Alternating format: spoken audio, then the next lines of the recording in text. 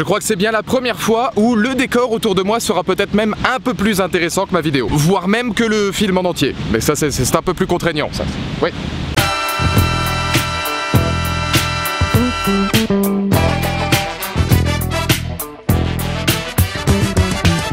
Bonjour à toutes et à tous, c'est Valou et bienvenue pour cette toute nouvelle vidéo. Alors oui, je savais que je devais normalement tourner ma vidéo Rampage depuis le pont d'Atlanta, mais je me suis dit que ce serait peut-être un peu plus sympa de vous montrer quelque chose de différent. Et ici, on est au parc olympique, justement, d'Atlanta, qui a été créé en 1996 pour justement les JO d'Atlanta qui se sont passés aux États-Unis. Et je vais pas vous mentir, si je le fais là, c'est parce que j'ai déjà tourné Rampage sur le pont d'Atlanta et que le son avec toutes les bagnoles, c'était plutôt moyen. Voilà, on va pas se mentir non plus, quoi. Mais ne parlons pas de ça aujourd'hui, c'est bien une critique. Et même si on est aux États-Unis, on ne s'arrête pas pour Dino Crow versus Flying Wolf versus King Kong, featuring quand même Dwayne Johnson. Ou plus sérieusement, la critique consacrée à Rampage, un film de Brad Peyton, immense réalisateur déjà responsable de grands films comme Voyage au centre de la Terre 2, San Andreas.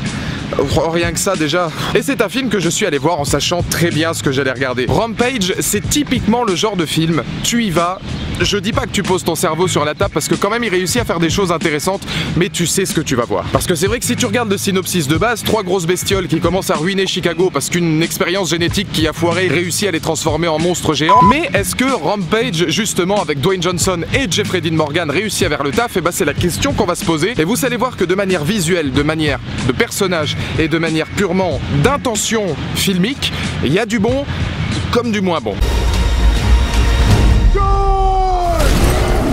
Et la première chose sur laquelle j'aimerais revenir justement, c'est le visuel. Quand tu vas voir un film comme Rampage, c'est un peu le même optique que justement dans San Andreas. Tu vas voir un film où tu vas en prendre plein la tronche. Tu as un duo d'acteurs avec Jeffrey Dean Morgan et justement Dwayne Johnson qui est assez intéressant. Et visuellement, eh ben, vous allez voir que cette critique en fait, c'est les qualités d'un défaut ou alors les défauts d'une qualité.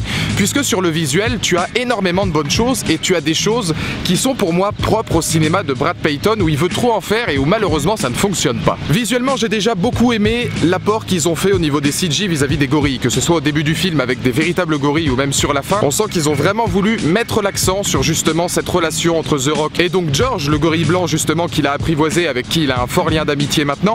Au niveau du visuel, il y a vraiment de très bonnes choses. Quand ils arrivent justement à Chicago et que les Rampage finalement, voilà, tout ce côté hors de contrôle réussit à prendre le dessus sur le film, là pour le coup t'en as pour ton argent parce que c'est vraiment bien fait. Et c'est marrant parce que c'est un petit peu ce qui était l'inverse de San Andreas, où le film San Andreas pour moi ne fonctionnait pas parce que les effets visuels étaient une purge monstrueuse. Là au niveau du design des créatures, hormis le loup, justement c'est pour ça il y a vraiment beaucoup de choses en fait qui sont intrigantes dans ce film là, c'est qu'on a l'impression qu'il a voulu, Brad Peyton, se focaliser sur énormément de points au détriment d'autres. Et vous allez voir que c'est un petit peu la même chose vis-à-vis des acteurs. On a un duo d'acteurs vraiment très bon dans ce film là. Que ce soit Dwayne Johnson qui réussit presque à être non seulement toujours aussi charismatique, avec beaucoup d'humour, de toute façon c'est quelqu'un qui maintenant a l'habitude du cinéma de Brad Peyton, qui fait toujours plus ou moins la même chose. C'était le cas dans Voyage au centre de la Terre, c'était le cas justement dans San Andreas où il était déjà l'acteur fétiche des rôles de Brad Peyton. Mais là pour le coup, il réussit en plus à provoquer une certaine émotion. Il est émouvant par son duo non seulement vis-à-vis de George, mais il est aussi très attachant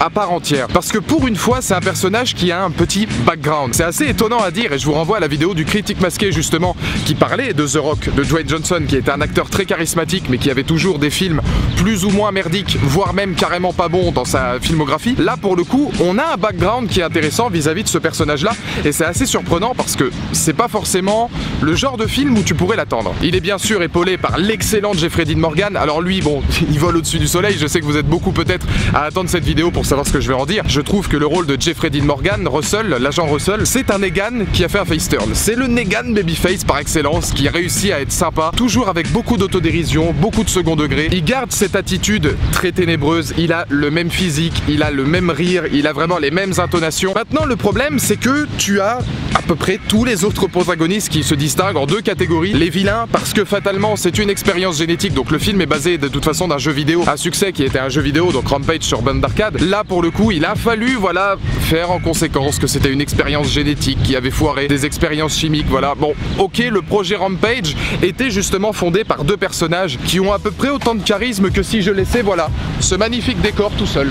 parce que ça faisait mais vraiment très longtemps que j'avais pas vu des personnages aussi bateaux, aussi vides de sens, avec des dialogues aussi creux. Alors vous allez me dire, c'est pas dans ce genre de film justement que tu peux t'attendre à quelque chose d'exceptionnel. C'est pour ça que j'ai parlé du visuel en premier, c'est pour ça que je vais en parler à la fin, c'est parce que pour moi les personnages, c'est pas dramatique. Si vraiment ils sont pas charismatiques, ils ont rien. Et que si les vilains justement ne font pas le taf, derrière on a quand même d'autres personnages qui sont complètement inutiles, qui s'effacent complètement. Et c'est vrai que c'est un petit peu dommage, parce que quand dans un film comme ça, t'as un duo d'acteurs comme Dwayne Johnson et Jeffrey Dean Morgan, c'est compliqué ensuite de pas au moins mettre une espèce de niveau minimum pour que l'ensemble du casting réussisse à être à la même hauteur. Et pour conclure, et ça fera écho à la première partie de la vidéo, j'ai trouvé que pour une fois, Brad Peyton prenait des risques. Il y a des scènes vraiment qui sont intéressantes, ou en tout cas qui te scotchent à ton siège quand tu les regardes. Je pense notamment à la première apparition du loup.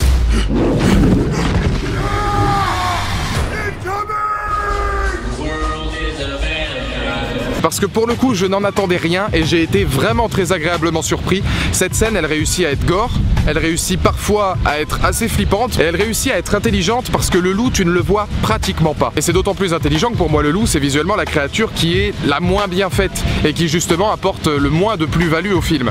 Là, cette scène-là, elle était vraiment très intrigante. Ça se joue avec le travail justement des acteurs dans une espèce de forêt avec un clair-obscur, une teinte, une photographie un petit peu. La pellicule du film est assez bleutée. Vraiment, on sent que là, pour le coup, Brad Peyton a fait le taf. Et là où il fait le taf sur certaines scènes, notamment celle-là, notamment la scène d'intro dont je ne dirai rien pour éviter les spoils, mais qui parvient plus ou moins à être originale parce que tu ne l'attends pas du tout dans ce film-là, voire même dans une scène en avion où justement The Rock et Jeffrey Dean Morgan ont leur premier face-à-face, si toutes ces scènes-là sont intéressantes, il refait une San Andreas pour moi où il y a des scènes qui sont complètement ridicules, complètement inutiles, alors que ce soit dans l'humour très potache qui n'a pas forcément sa place dans le film, ou même clairement sur voilà du CGI à outrance, sur cette volonté d'en montrer toujours plus. Mais alors là, je vous renvoie justement au film San Andreas que j'avais pas aimé du tout parce que pour moi, il y avait qu'un seul truc à faire dans San Andreas, c'était de faire un film qui au moins a le mérite de te faire voyager, qui soit beau visuellement, qui t'en mette un petit peu plein la gueule. C'était pas le cas parce que les CGI sonnaient faux. Et là, il y a énormément de scènes aussi dans Rampage, je trouve, qui ne sont pas forcément utiles, ou du moins, il n'y a pas forcément beaucoup de scènes,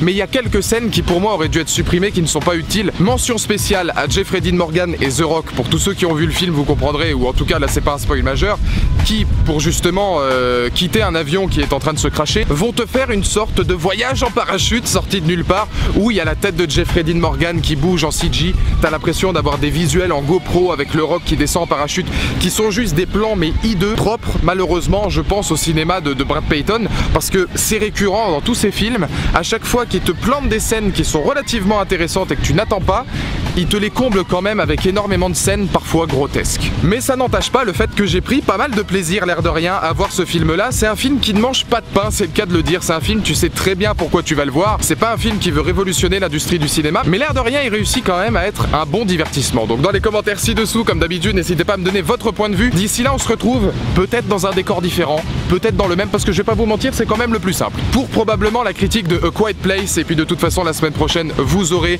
le fameux vlog à Atlanta. Je vous réserve pas mal de surprises, c'est aussi pour ça que je voulais le faire ici, c'est parce que tout ce qui concerne Walking Dead, vous l'aurez dans ma vidéo Walking Dead.